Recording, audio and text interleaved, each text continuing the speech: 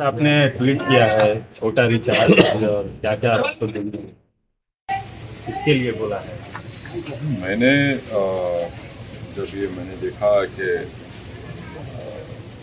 दिल्ली के मुख्यमंत्री और उनकी सरकार ये तय की है कि हर ट्यूसडे को वो फोन पर किताब पढ़ाएंगे, हनुमान चालीसा पढ़ाएंगे, उस पर मैंने ये किया है कि भाई आप लोग बीजेपी से क्या डिफरेंट है। आप में बीजेपी आरएसएस में कोई फर्क नहीं है।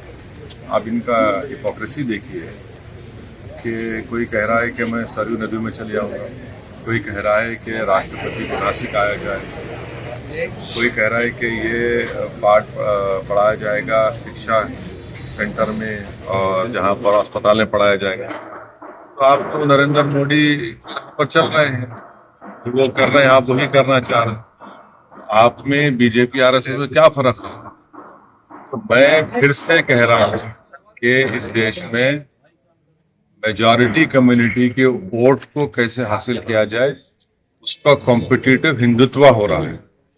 और मैं इस देश के मुसलमानों से अपील कर रहा हूं कि आप लोग देखिए ये जो खेल हो रहा है इसमें क्या हो रहा है बताइए। कॉम्पिटिटिव हिंदुत्व की पॉलिटिक्स को अपनाया जा रहा है।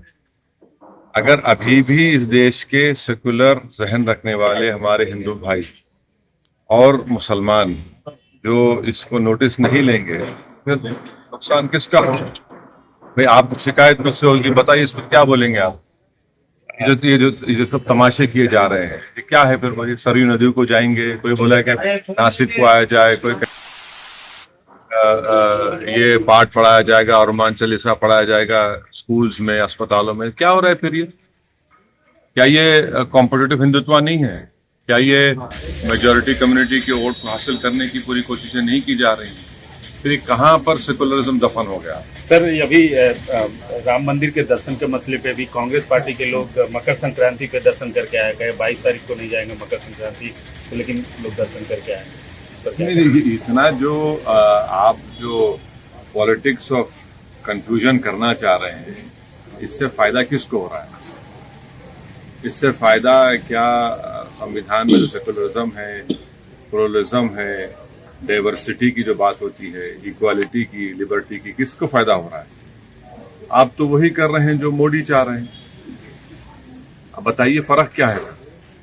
यही तो हमारी शिकायत रही है, यही तो हम लड़ रहे हैं और इसीलिए हम पर इल्जाम लगा दिया जाता है।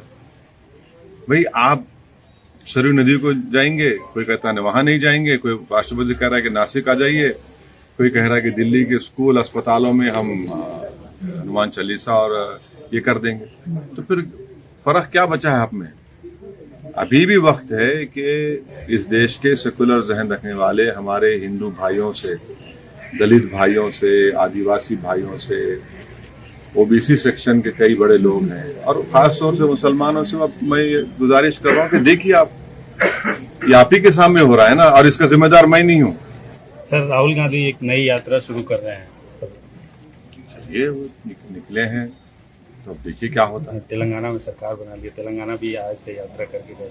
नहीं चलिए देखिए, यात्रा कर रहे हैं, चलिए यात्रा की उनकी यात्रा है, उनकी पार्टी बोलेगी कितना फायदा होगा नहीं होगा, क्या होगा नहीं होगा, ये तो हमको मालूम हो जाएगा।